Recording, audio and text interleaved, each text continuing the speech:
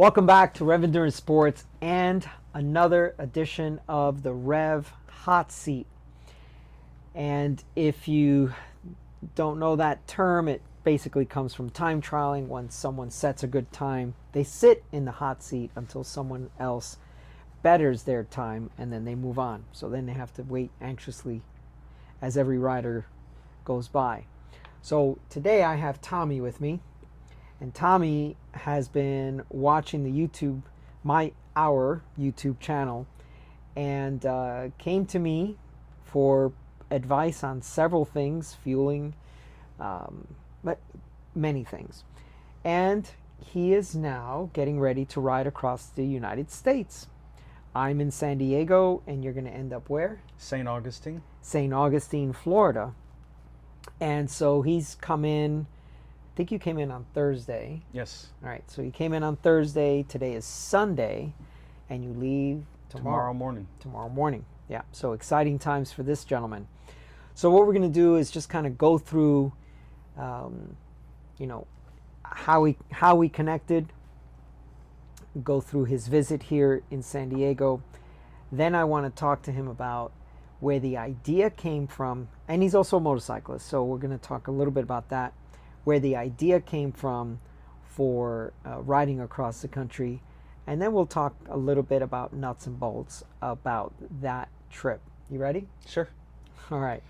So, how did you connect to the channel in the first place? Do you remember? I don't remember the specifics, but I do recall I was Googling some repair. I think it was a rear derailleur, how to adjust or something, and it was your video that popped up. Yeah. And I just remember, and I was silly because this guy seems like a good mechanic. I enjoyed the video, and right. And there's been a few times I Googled something. There you were again. So that's how I picked you up. It was this is a good mechanic. I like this. And yeah. Now, at the time, were you part-timing in the bike shop?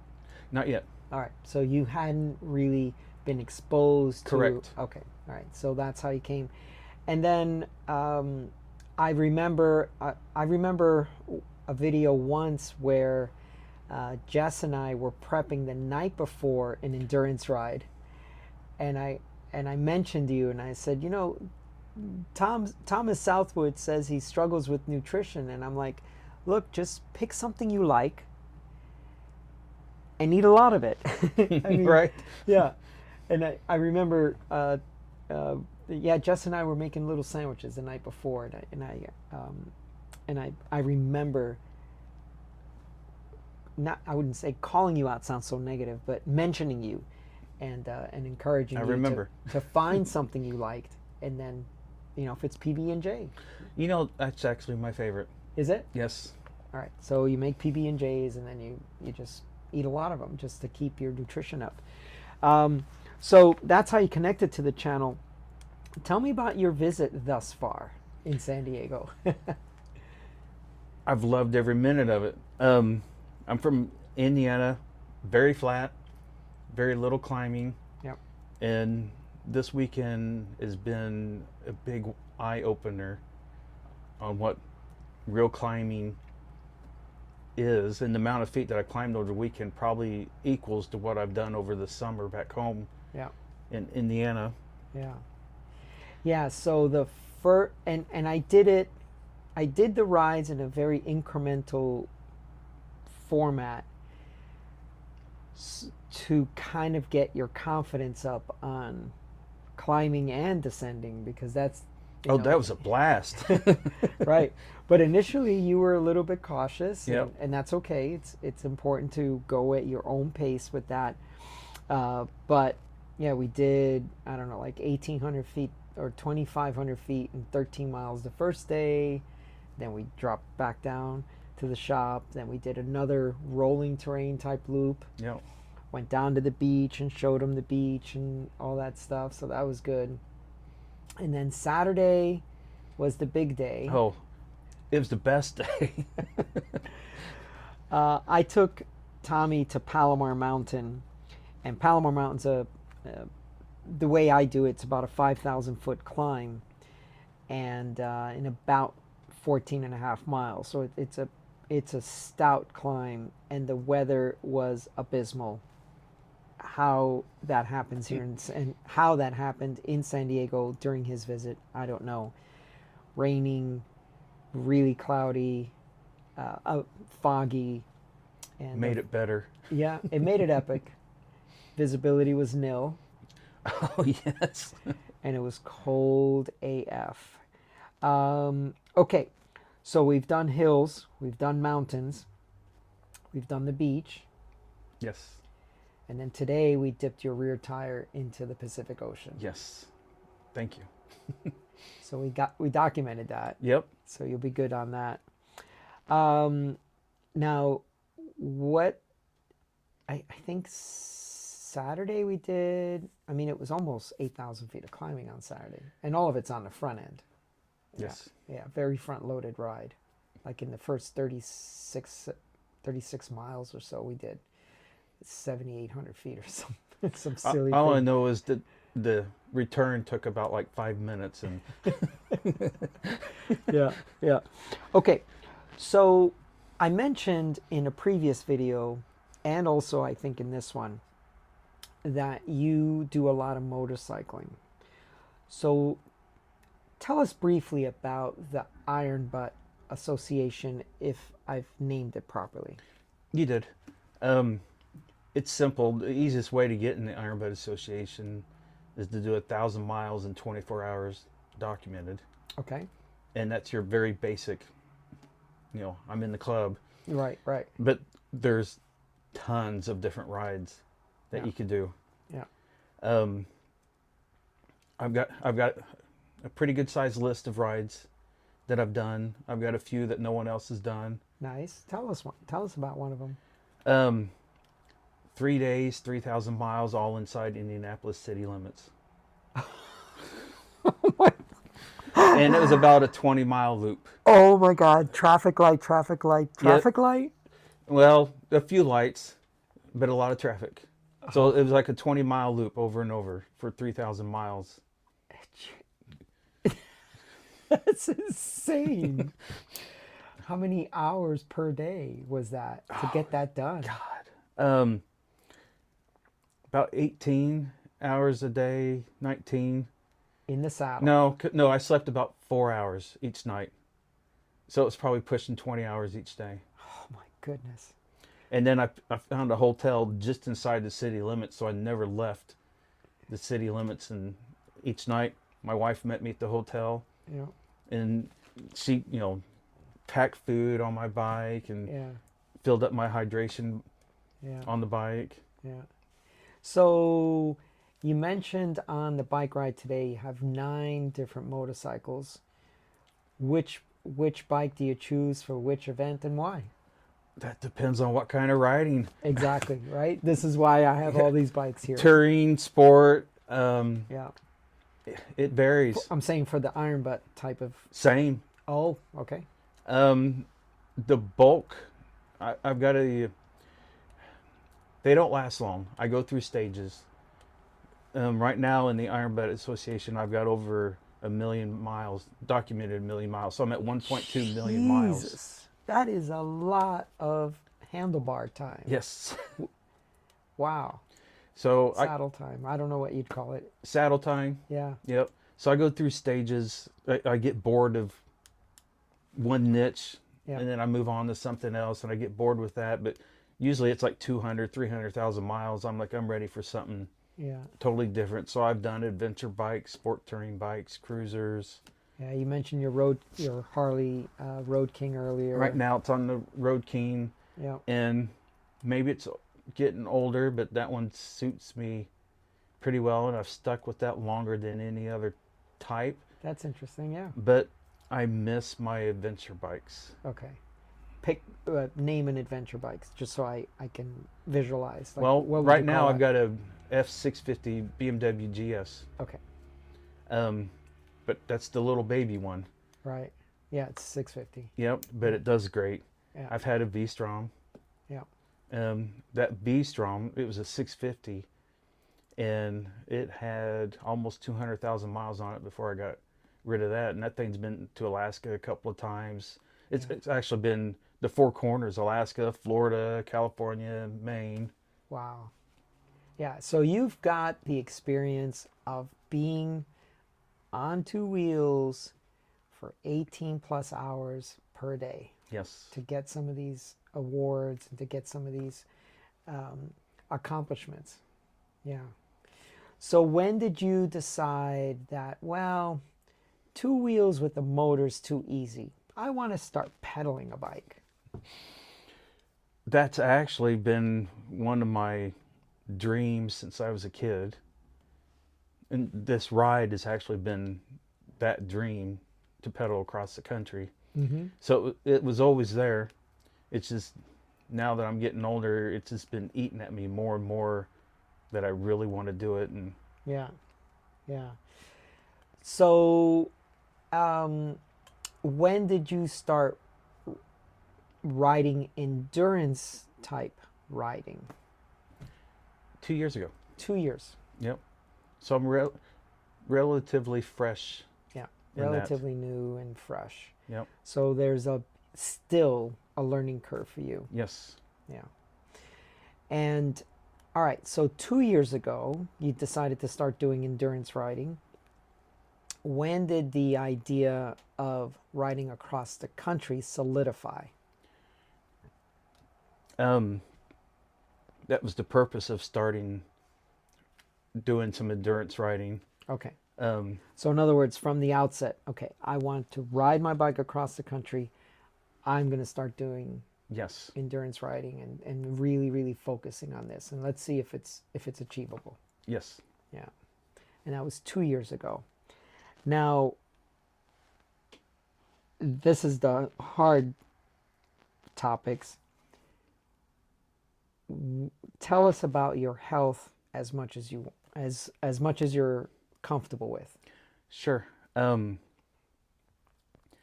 So 12 years ago, I passed out on a motorcycle. I was doing about 50 miles an hour and ran a bunch of tests in the hospital to figure out why I passed out. They weren't able to figure out any reason. Mm-hmm. I was completely healthy. There Yep. wasn't anything wrong. So they chalked it up as a single spell of syncope, which I thought, well, that's not fair. I'd rather have that in my lazy boy at home versus going down the road on a motorcycle at 50. But, I guess you can't pick. No. About a year later, I did it again. In that time, I was on my bicycle and I was riding with my youngest son. So we were riding our bikes up into town to get some Hawaiian ice. Mm-hmm. And so I passed out again. At that point, that was in front of a respiratory, it was an emergency room respiratory therapist. And all I know is that she did CPR on me out in the Mm-hmm. on the sidewalk. Now, if I can put some time frame on this, you're 52 now, so you were in your early 40s. Early 40s. Were you overweight? Were you? No. Yeah. I've always been relatively active, Mm-hmm. Mm-hmm. the majority of my life. Yeah. I've had a few, periods of times that weight fluctuates Mm-hmm. up and down. Yeah. But I've stayed pretty well active. Okay. So now you've passed out in front of a respiratory therapist place. She performs CPR. Yeah. You go back to your doc like, look, dude, this happened again. Yes. And so because there was a year in between the two episodes, he suspected that it was something with my heart. Mm-hmm. So you familiar with those halters that you would wear maybe on your waist and has all these wired leads that go Mm-hmm. sticking Mm-hmm. to you Mm-hmm. to record like what your heart does? Is this like a at-home thing, like 24/7 to Yep. get data? But because it was a year in between the two episodes, he decided to do an implant. It was like the size of a thumb drive, Mm-hmm. thinking it might be a long time before the next episode occurred. So he put the thumb drive in and it recorded everything that the heart did. Mm-hmm. And it took a month later and I did it from a third time. Oh, geez. And the third time, that was the worst because the third time I was at home alone, passed out in the garage, and all I could do was keep. I remember like waking up and grabbing my phone, and all I could Trying to do, dial 911. and all I could do was just dial the last number that I called, Oh, okay. and it was my dad, Yeah. and he knew everything that was going on, so he came rushing over to see why I was calling and stuff. Mm-hmm. And I was in my garage. I'd passed out. Mm-hmm. Mm-hmm. Quick trip to the emergency room, and I hooked up the machines to see what was going on. Download from the thumb drive. Let's see what's Download the going thumb on. drive, and my heart was dropping down to 8 beats a minute. Wow. Which is obviously why I was passing out. Right. Right. And there was nothing that would bring it on. Like you weren't like. Not a thing. Like that time, like one time leisurely on a motorcycle, second time pedaling a bicycle, third time So it wasn't tinkering like in the garage. extreme effort. It wasn't heat exhaustion, Right. heat stroke, or anything. It was just okay. All right. So now they found out that your heart was down to 8 beats per minute. I got Boom. a pacemaker right then and there. Yeah. So let's talk about this pacemaker, because we've gone on a couple of rides this weekend, and you're putting in an effort, and then all of a sudden it's like someone's pulled the plug on you. Oh, I hate it. And it worries me, but you said, don't worry, the pacemaker is actually going to prevent me from dying. Correct. Yeah. And so when your heart rate goes up to how much? 158 is my max. Okay, so it goes up to 158. Then it says, oh, we have a tachycardia episode. If I stay there for any period of time, Mm-hmm. it automatically drops me, thinking I have an tachycardia event. Yeah. But that's relatively new. That was 4 years ago. Oh. When I became 100% paced. Okay. When I got the pacemaker, it was only 12%. It was the upper atrium that I had the problem with.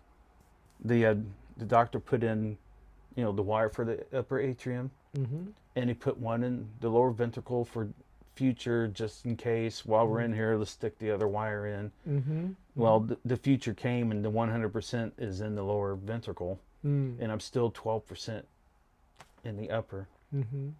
So that 100% pacing is where all the problems I have. Well, problems. I mean, you're going up a 15% grade here in San Diego. That's not something that's typical at home in Indiana or even on your bike trip. Right. So, I mean, it's only because of the terrain that we have here that is, and the sadist that takes you out on these bike rides. My first mountain. I couldn't be happier. Yeah, yeah. Okay, so 100% paced. Is that something that needs to be maintained, serviced, pulled out, put back in, a different upgrade, a software update? I mean, I don't know anything about these things. Can you share some of that? Sure. Most people with a pacemaker might have a cardiologist visit every 6 months. Okay. Where they would check the function of the pacemaker, check the battery life. They'll do a little test. So there's not an app on your phone yet? No.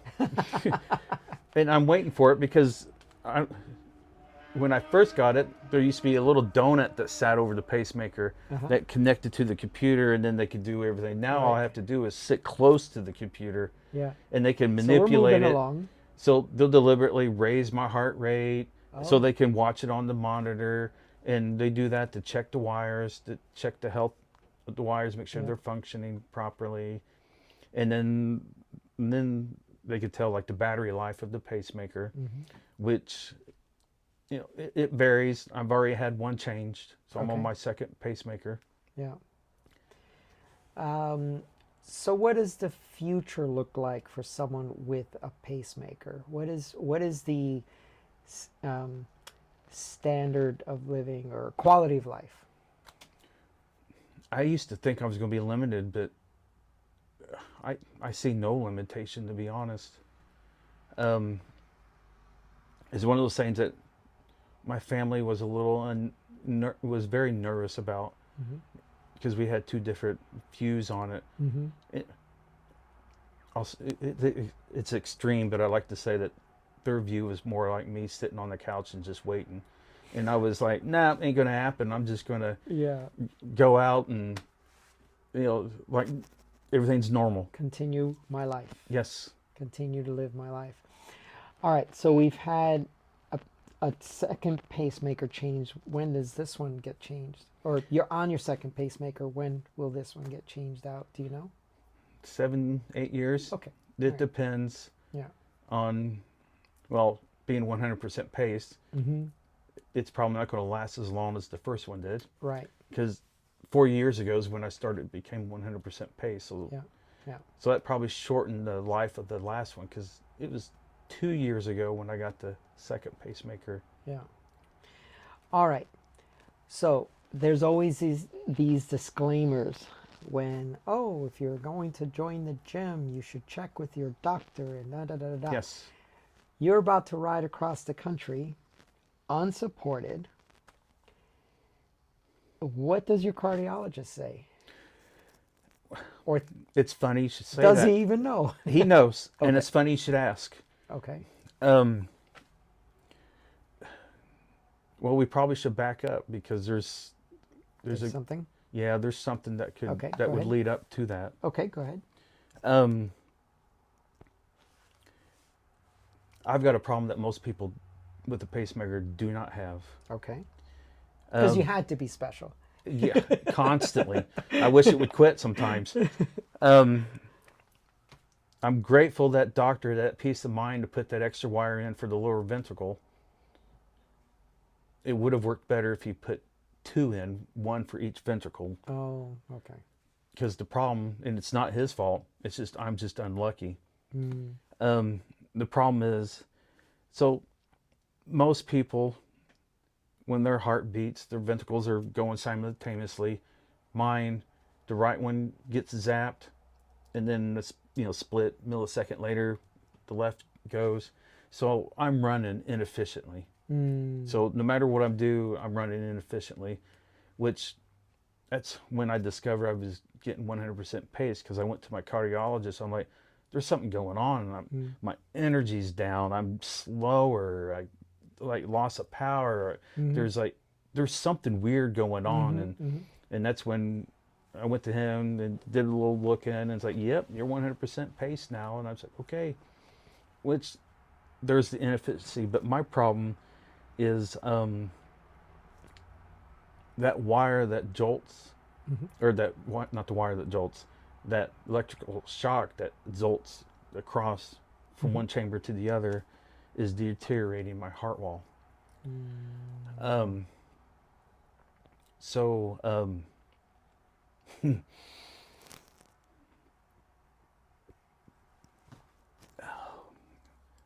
I could do this. So it's deteriorating you are my doing heart. it. It's deteriorating my heart wall, and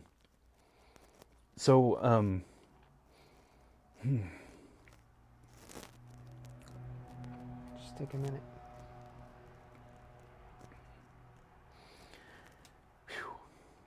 I got to back up. It's deteriorating the heart wall, and basically, for lack of, dumb it down, it's like burning a hole in my heart wall. My ejection fraction rate is dropped because of it, which means I'm not getting good oxygenated blood.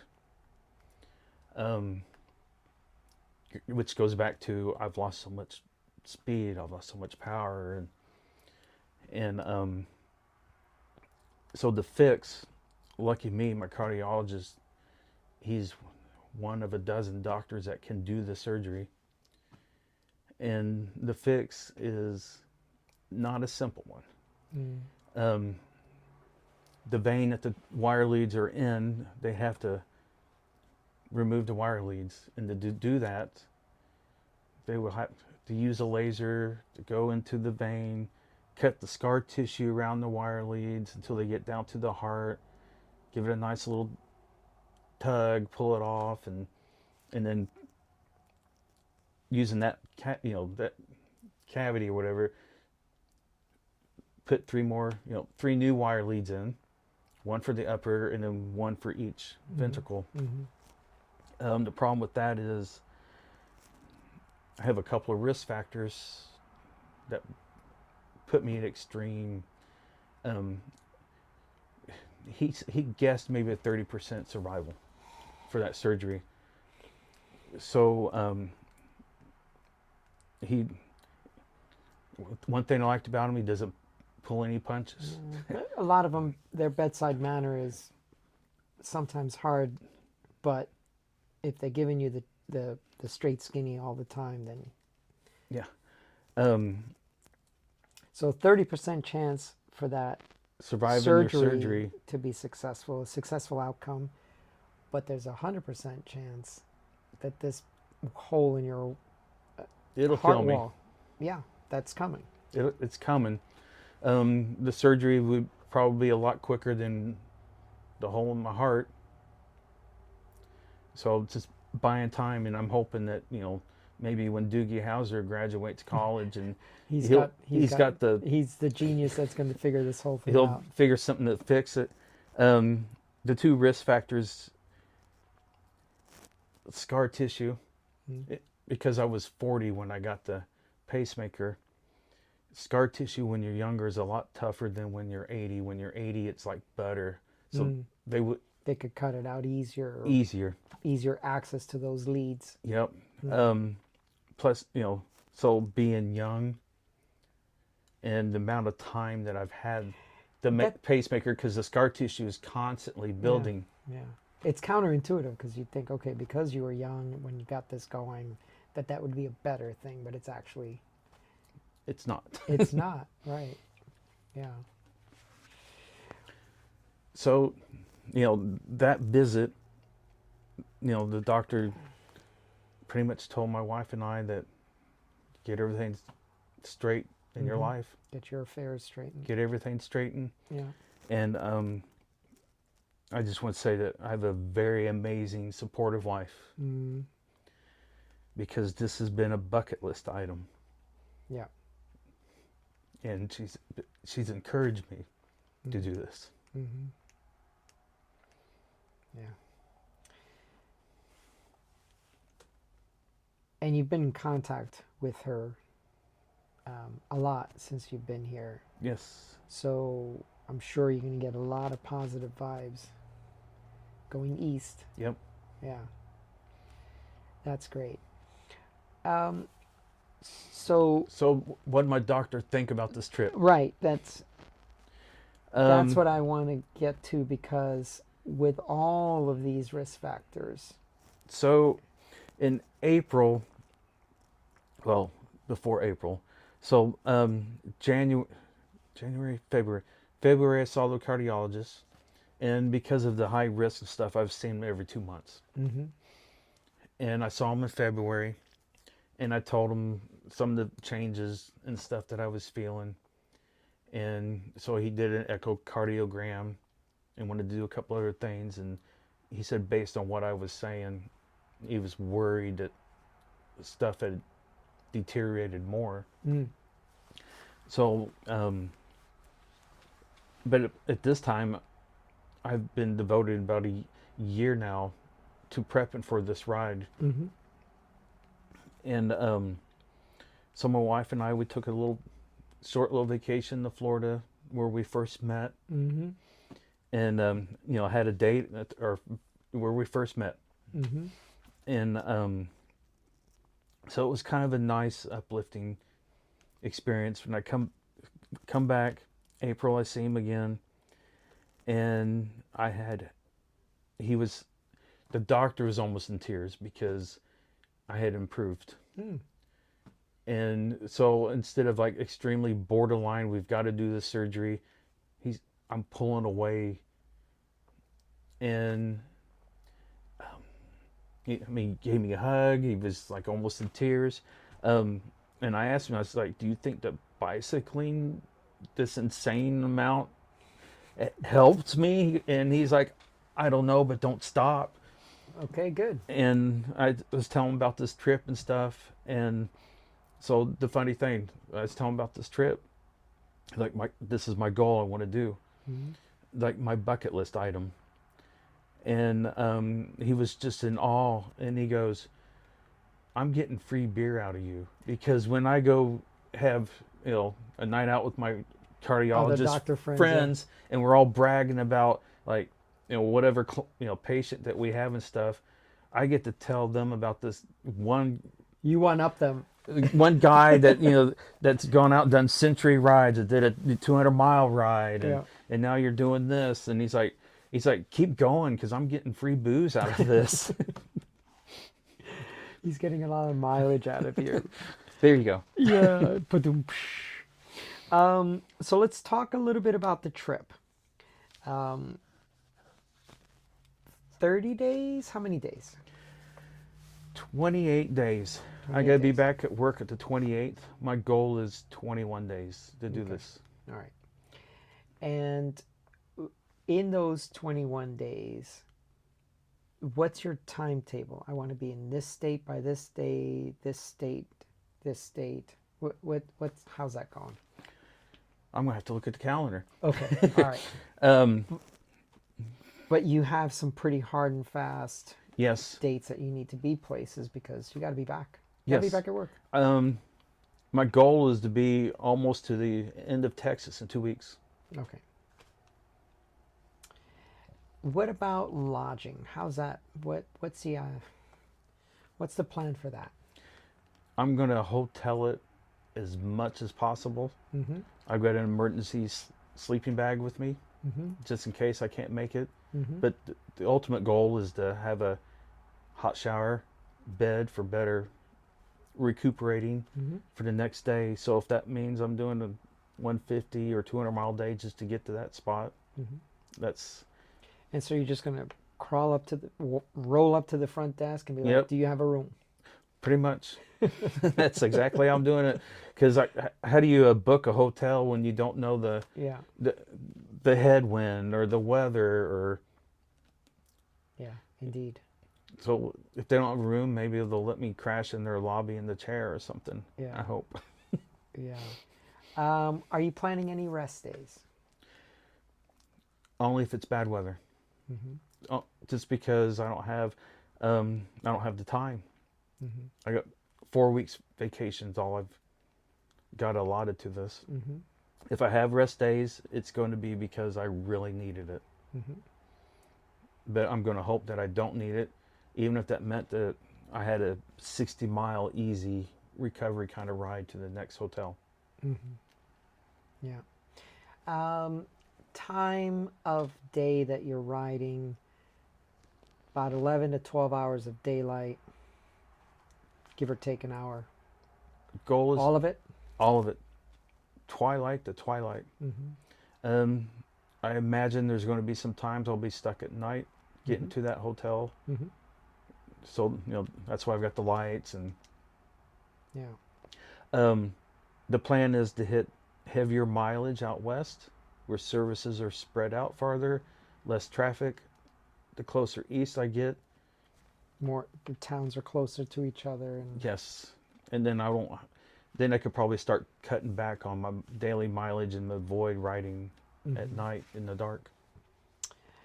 If you could think that far ahead, what do you think is going to be the most amazing thing for you on this trip?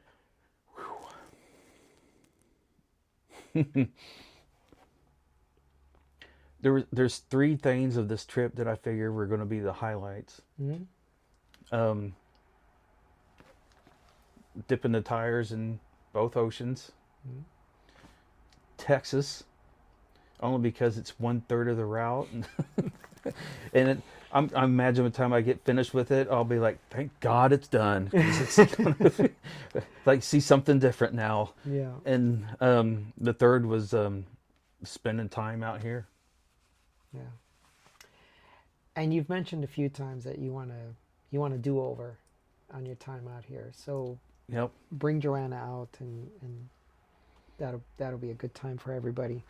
What do you think is going to be the least favorite part of your trip? Texas. The least favorite and my favorite. Yeah. I say that jokingly, but And no offense to no, I don't our mean very it that good way. friends in Texas. I'm looking forward to Texas. Yeah. It's just such a wide state across the shoulder of it. I know. It's mean, 1/3 of my route. Yeah, because I mean, it kind of looks like this, but you're going pretty much across the. Yep. Yeah. I don't know if I could really say there's a least favorite, because anything that might be difficult, you know, terrain, weather, I know at the end it's going to end up being, that was awesome. I loved it. Maybe it would suck at the time to be riding in the torrential rain for 100 miles or something like that, but I know when I get done and look back on it, I'm going to love it. If you could talk to someone that might be viewing this video now, that might be going through some health issues, what advice would you give them? Don't stop living your life. Live it to the fullest. There was that country song that came out, and who was it? Kenny Chesney. You've got me on country music. I just remember when it came out, the lyrics in that song really touched me because it was perfect, because I was 40, just like in the song, he was 40, and just live your life to the fullest, and don't sit on the couch and just wait for it to end. Just wait for the Grim Reaper to come visit you. Yeah. And go ahead. I was going to say, it's made me appreciate things. I view life, the world, a lot differently now than what I used to. More appreciative. Yeah. You are a very grateful person. I've experienced that in our short time together, that you take the time to say thank you, and you take the time to show gratitude for things that were either given to you, that you experienced, or that, yeah, so that's good. It's good quality. And I don't think this heart issue is the only reason you're like that, though. No, probably not. I think your mom and dad probably did a pretty good job. They had a good part of it. Yeah. So, well, anyway, a different type of video for the channel. But, if anyone out there wants to share their life story with me and with the viewing audience, I'd be happy to sit down with you as well. But what we want to do now is we want to wish Tommy the greatest success. We want to wish him tailwinds. It's going to rain every now and then. Zero flats. And we want to wish him great success. So I will also put Tommy's Strava link down below. You're also active on Instagram. I know that charging phones and all this stuff might be an inconvenience. How much do you plan on posting, and how much do you plan on? I'm trying to do very little distractions. Yeah. Because I'm mentally want to stay focused. Mm-hmm. I haven't looked and figured it out yet. I do know the phone will be in airplane mode. Okay. Until the end of the day, when I know I can charge it, or just for that fear that maybe I didn't when you need the phone. Yes. It's dead. Yes. Yeah. Now, you showed me earlier a spot tracker. Yes. That's for Joanna, or is that public use? It's set on private. It's set on private for Joanna. Yeah. Yeah. So she can stalk me. Or she could be proud of your progress. No, she's gonna. Her intent is to meet up with me on the weekends when she's not working, Okay. and she's going to bring me some supplies. I got some Rev Energy at home that she's going to bring me. Nice. Good. Yeah, so we want to wish Tommy the greatest success. And if there's anything else you'd like to share? I think I shared quite a bit. Yeah, you did. Okay, thank you so much for tuning in. Please like and subscribe, and we'll see you up the road.